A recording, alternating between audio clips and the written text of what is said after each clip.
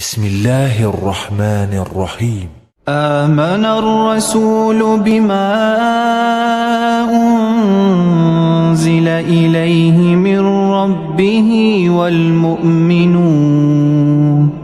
كل آمن بالله وملائكته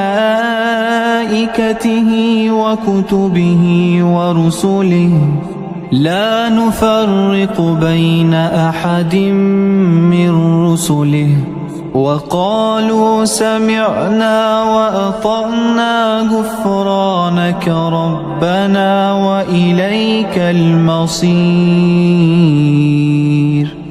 لا يكلف الله نفسا إلا وسعها لها ما كسبت وعليها ما اكتسبت ربنا لا تؤاخذنا